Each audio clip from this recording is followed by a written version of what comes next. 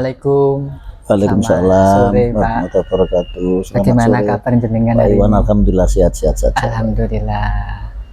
Baik Bapak, mohon izin waktunya Monggo. untuk mendapatkan beberapa informasi dari Bapak terkait pengambilan keputusan yang berbasis kebajikan sebagai pemimpin, dan sekaligus ini adalah salah satu tugas saya, Pak, dalam proses pendidikan guru penggerak yang nantinya akan saya unggah di LMS saya. Ya, monggo. Baik Bapak, untuk kesempatan kali ini saya akan mengajukan beberapa pertanyaan kepada Bapak terkait kepemimpinan Bapak di sekolah ini. Seperti itu. Mohon izin saya mulai Bapak, nggih. Iya, monggo, Oke. monggo.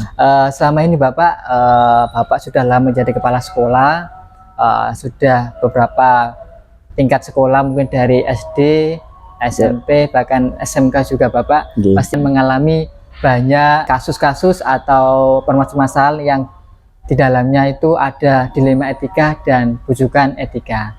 Nah, bagaimana Bapak untuk klasifikasikan atau membedakan bahwa ini adalah kasus yang dilema etika atau bujukan etika Bapak? Sebenarnya kasus itu kan mudah ya untuk mengidentifikasi ini masuk dilema etika atau bujukan moral ya.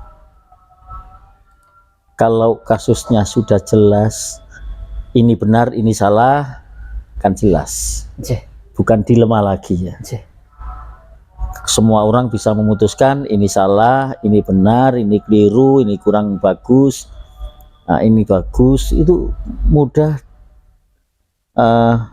kita katakan, dan oleh siapapun mengatakan hal yang sama. Itu berarti bujukan moral ya, bujukan etika ya. Tapi kalau dilema etik, yang namanya dilema itu berarti dua-duanya kayak benar, dua-duanya kayak baik ya. Akan tetapi saya di dalam mengambil kesimpulan atau memutuskan hal-hal yang sifatnya dilema seperti itu, saya pakai kaidah fikih darul mafasid muqaddamu ala jalbil masolih.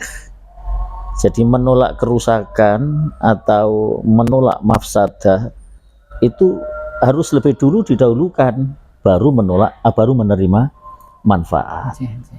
Jadi kita harus ambil yang sekiranya manfaatnya ada, tetapi tingkat kerusakannya, tingkat kemadorotannya lebih kecil.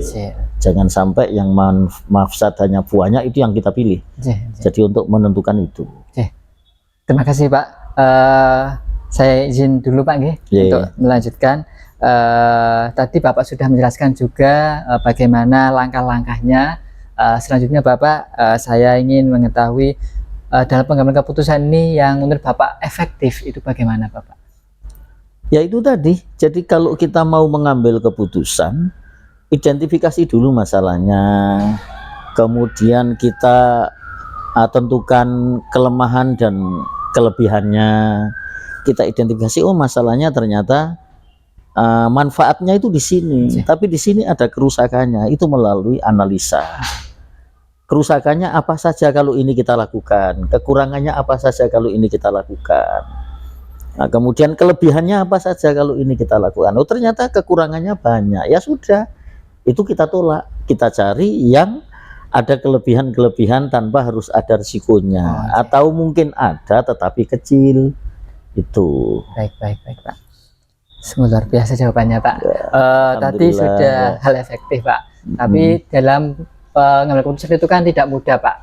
Nah itu ada pertimbangan. Nah dalam pengambilan keputusan ini Bapak itu tantangan apa yang biasanya Bapak alami dalam pengambilan keputusan ini Bapak? Nah, makanya pemimpin itu dibutuhkan tegas, berani, punya pemikiran yang kuat. Tidak asal, tidak semua pemimpin punya ketegasan, punya keberanian. Ya, jadi bagaimana kemudian kita apa namanya, pokoknya pemimpin tuh jangan mendahulukan perasaan, tapi mendahulukan nurani. Jadi jangan kemudian karena ini ada hubungan keluarga dengan ini, ini orangnya baik dengan saya. Lah ini, maka pemimpin tuh harus tegas dan harus ada keberanian. Jangan orang-orang yang sekiranya dekat dengan dirinya kita, pemimpin ya, kepala sekolah, wah nggak jadi deh kita terapkan, iki sing kena ngene iki koncoku kabeh atau keluargaku. Ya, ini di situ. Jadi maka pemimpin itu dibutuhkan keberanian dan ketegasan. Berarti dibutuhkan keberanian sama ketegasan Bapak. Keberanian dan ketegasan. Sungguh luar biasa yang saya dapat. Selanjutnya Bapak, dalam pengambilan keputusan dari suatu kasus dilema etika, itu pasti akan memerlukan beberapa waktu untuk mendapatkan suatu keputusan. Nah, di dalam Bapak untuk mendapatkan suatu keputusan itu, pernahkah Bapak membuat sebuah jadwal atau tata kelola dalam pengambilan keputusan tersebut Bapak? Ya, itu kalau kasusnya banyak kita bikin jadwal, ini kita selesaikan dulu. Mana yang lebih berat atau mana yang paling urgen harus kita dahulukan. Itu kalau kasusnya banyak. Tapi bagi saya, sebesar apapun dan sebanyak apapun masalah, saya hampir tidak pernah saya jadwalkan. Ya, karena kita sudah terbiasa. Jadi pemimpin itu menentukan jadwal dan tidak kapan harus rapat. Ya memang yang benar itu menentukan jadwal, memang yang benar. Luar biasa Pak untuk apa itu kepemimpinan jenengan pada periode ini. Mohon izin Pak melanjutkan Bapak monggo. Di dalam pengambilan keputusan Bapak itu kan biasanya kan ada suatu penghambat atau istilahnya itu yang mempersulit, dan juga ada yang mempermudah atau membantu. Nah, di dalam Bapak selama jadi kepala sekolah atau pimpinan dalam menangani kasus-kasus tersebut, itu apa yang mempersulit dan mempermudah dalam pengambilan keputusan itu Bapak? Gini ya, kasus itu macam-macam ya. Ada kalanya kasus itu bisa selesai cukup di bawah. Artinya apa? Tidak usah kepala sekolah, mungkin cukup waka. Ada kalanya memang kasus itu harus diselesaikan secara bersama. Ada kasus yang memang bisa diselesaikan oleh kepala sekolah. Ada kasus yang parah misalnya, itu ada kadang-kadang kita suruh menyelesaikan di tingkat bawah, misalnya wakase. Kenapa? Ada kasus yang sekiranya itu misalnya ditangani oleh pimpinan langsung ya, oleh kepala sekolah. Itu misalnya kok susah, sulit, dan bisa-bisa menjatuhkan kredibilitas kita. Itu justru tidak kita tangani. Dari bawah dulu. Dari bawah dulu. Kenapa? Nanti kalau ada istilah, ada orang mungsuh wong sing ngawur. Nah, itu tidak perlu kita terjun dulu. Di bawah dulu, ternyata kok kasus ini melebar dan seterusnya, baru kita turun. Jadi tidak semua kasus harus kita selesaikan di tingkatan kita ya, tapi juga bisa jadi di tingkatan bawah. Itu yang pertama. Yang kedua, kasus itu bisa diselesaikan oleh teman sejawatnya. Jadi siapa kasusnya apa, siapa yang punya kasus, dimulai dari mana untuk menyelesaikannya, kapan kita harus menyelesaikannya, ini kita identifikasi siapa, kasusnya apa, siapa yang harus menemui itu, kapan harus kita temui, bagaimana cara menyampaikannya. Itu ada teorinya semua. Kita juga harus belajar bisa mendengarkan orang lain. Kalau kita punya trik, strategi, komunikasi yang baik, bagaimana di dalam memutuskan satu masalah, saya kira enjoy aja Pak Iwan. Nggak ada sesuatu yang susah. Berarti tidak ada masalah yang susah ya Pak ya, kalau kita berusaha itu. Optimis saja. Baik. Saya nggak pernah ada masalah saya anggap serius. Baik. Terima kasih. Begini Pak, dari tadi pengalaman Bapak dalam memimpin sudah menyelesaikan atau mengambil keputusan dari beberapa banyak sekali kasus-kasus. Nah, sekarang ini yang terakhir Bapak, dari Bapak berhasil atau sudah menyelesaikan permasalahan dengan mengambil keputusan yang berbasis dengan nilai kebajikan, menurut Bapak ini nilai istilahnya itu pembelajaran apa atau nilai-nilai apa yang dapat Bapak ambil dari kejadian atau penyelesaian kasus dari yang Bapak alami? Pemimpin itu dibutuhkan kesabaran, Pak Iwan. Semua kasus akan selesai kalau kita sabar. Kalau ada pemimpin kemudian mudah marah, mudah emosi, mudah tersinggung, itu bagi saya sekian persen pemikirannya sudah tersandra, sehingga pikirannya nggak bisa jernih. Karena sudah nggak bisa jernih, maka keputusan yang akan diambil juga nggak jernih. Dan itulah pemimpin yang sukses ketika mau sabar dan mendengarkan. Pak, luar biasa pengalaman yang disampaikan, Pak. Alhamdulillah. Baik Bapak, mungkin itu yang bisa saya dapat informasi dari jenengan, dan saya ucapkan terima kasih banyak atas waktu yang diberikan, dan Sama-sama Pak. akhirnya saya mohon undur diri. Monggo Pak Iwan. Terima kasih banyak. Assalamualaikum warahmatullahi wabarakatuh, Bapak. Monggo. Assalamualaikum warahmatullahi wabarakatuh. Selamat siang Pak Umar. Apa kabar hari ini? Waalaikumsalam warahmatullahi wabarakatuh. Alhamdulillah baik Pak Iwan. Bagaimana Pak Iwan hari ini? Alhamdulillah baik juga. Alhamdulillah ya Pak Umar, meskipun siang seperti Pak Umar tetap semangat dan penuh energik. Pak Umar, terima kasih banyak sudah menyempatkan waktunya untuk bisa saya interview pada siang hari ini. Alhamdulillah. Ya, pada siang hari ini Pak Umar, saya mendapatkan tugas untuk mendapatkan informasi terkait pengambilan keputusan yang berbasis nilai-nilai kebajikan sebagai pemimpin, dan kebetulan ini jenengan Pak Umar mengemban sebagai Kepala Sekolah SMP Tharikul Ulum Lamongan. Baik Pak Umar, mohon izin nanti akan saya berikan beberapa pertanyaan terkait bagaimana Pak Umar mengambil keputusan yang di dalamnya ada dilematika etika dan atau bujukan etika, seperti itu. Baik, mohon izin Pak Umar, saya mulai beberapa pertanyaan. Saya mulai yang awal dulu. Selama Bapak mengemban menjadi kepala sekolah di SMP Tharikul Ulum Lamongan, bagaimana Pak Umar ini mengidentifikasi sebuah permasalahan atau studi kasus itu termasuk yang dilema etika atau yang bujukan etika, Bapak? Baik, terima kasih Pak Iwan atas pertanyaannya, ini sangat bagus sekali. Yang pertama, biasanya saya mengamati dulu, kemudian setelah itu baru mempelajari setiap kasus yang terjadi di setiap kelas, kemudian ke anak-anak peserta didik. Kemudian setelah itu mendiskusikan kepada Bapak Ibu Guru beserta waka kesiswaan, wakakur, kemudian barulah mendapatkan kesimpulan. Kesimpulan itu kami jadikan sebagai keputusan. Karena setelah diskusi panjang, keputusan itu menjadi final, kemudian keputusan itu dijadikan sebagai pedoman oleh kepala sekolah. Itu. Baik, terima kasih, jawaban luar biasa juga Pak Umar. Saya akan lanjut ke pertanyaan kedua.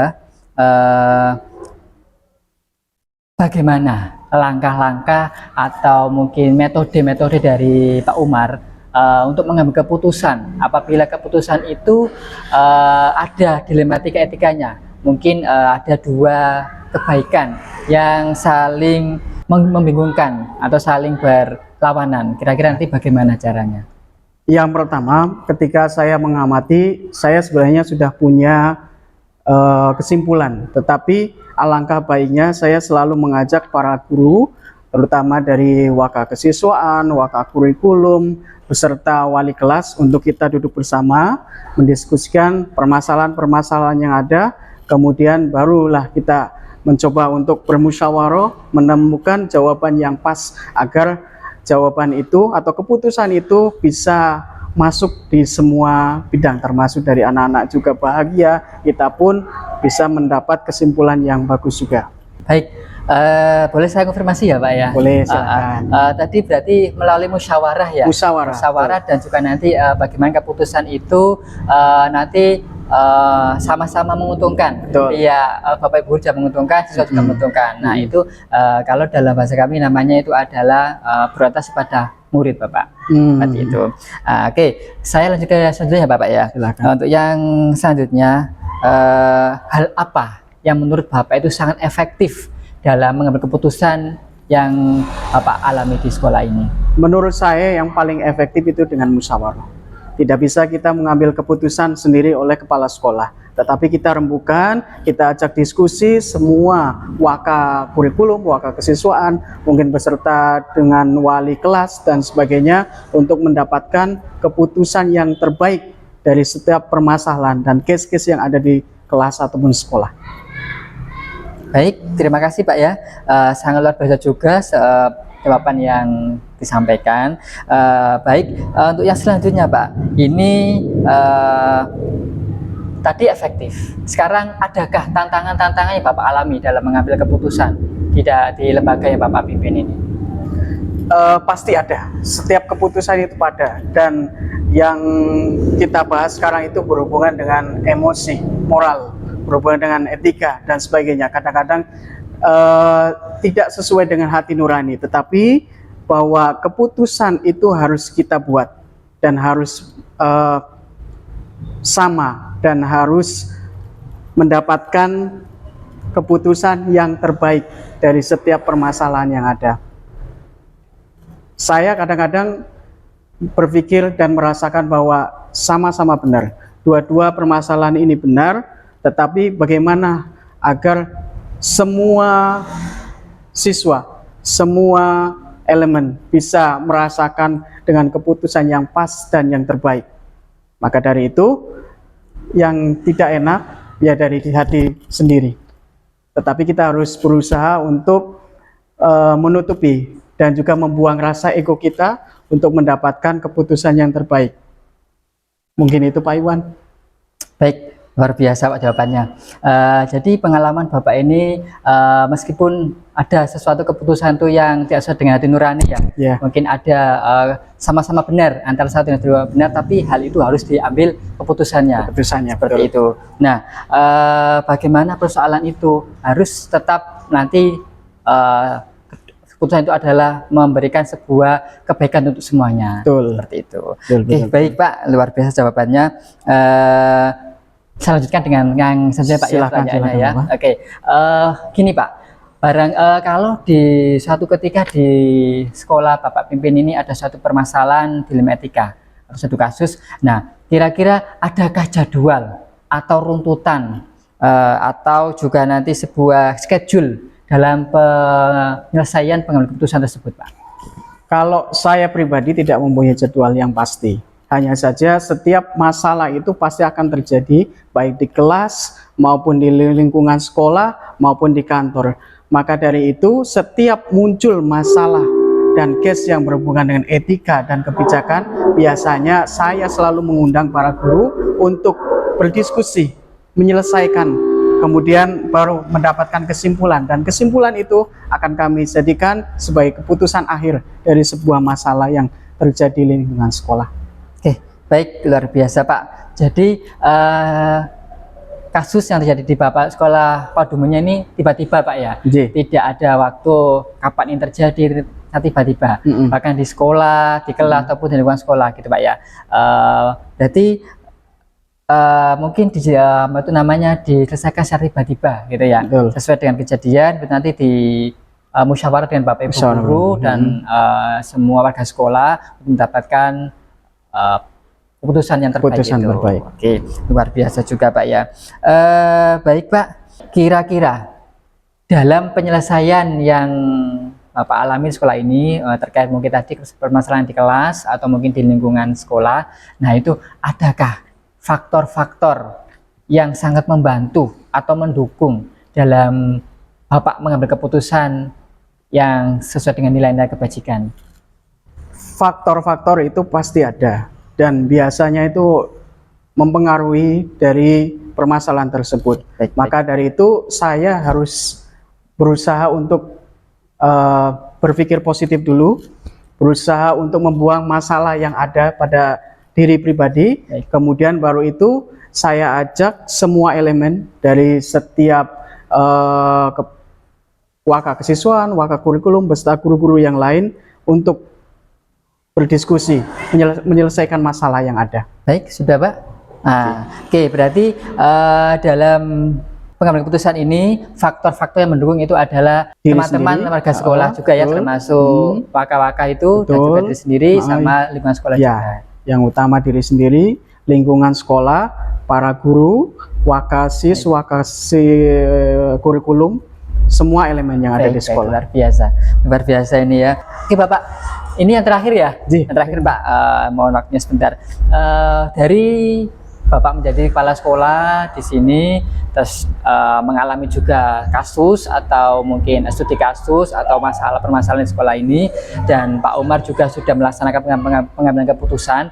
Kira-kira hal menarik apa yang Pak Umar dapatkan dari kegiatan pengambilan keputusan itu?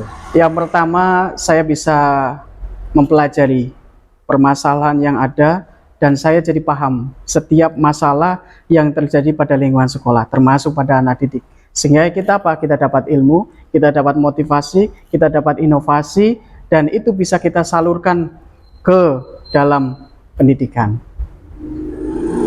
Dan saya juga tidak lupa untuk men-share kepada para guru, kepada para wakasis, wakakur, kemudian kepala perpustakaan dan sebagainya. Baik, luar biasa Pak ya. Luar biasa ini, berarti hal-hal positif yang diambil oleh Pak Umar ini adalah bisa memahami permasalahan di sekolah ya. Dan juga nanti juga bisa memotivasi diri, untuk motivasi diri dan sebagai penyemangat diri untuk lebih kembali lagi ya Pak ya. Berarti itu, dan selanjutnya mungkin bisa dikembangkan atau berbagi dengan Bapak Ibu guru yang lainnya terkait sekali Pak Iwan yang dilaksanakan oleh Pak Umar ini, seperti itu ya. Baik Pak Umar, kayaknya sudah di penghujung deh untuk perbincangan kali ini. Terima kasih. Yang terakhir saya ucapkan terima kasih banyak atas sharing-sharing ilmu dan pengetahuan, bahkan pengalaman yang sudah dibagi pada saya, dan cukup sekian. Sama-sama Wan, terima kasih atas kunjungannya, atas pertanyaan-pertanyaan yang sangat membangun ini. Mudah-mudahan juga bermanfaat untuk sekolah saya dan untuk perkembangan sekolah saya. Sekali lagi terima kasih atas kehadirannya. Baik, terima kasih Pak. Akhirnya, assalamualaikum warahmatullahi wabarakatuh. Waalaikumsalam warahmatullahi wabarakatuh. Selamat siang.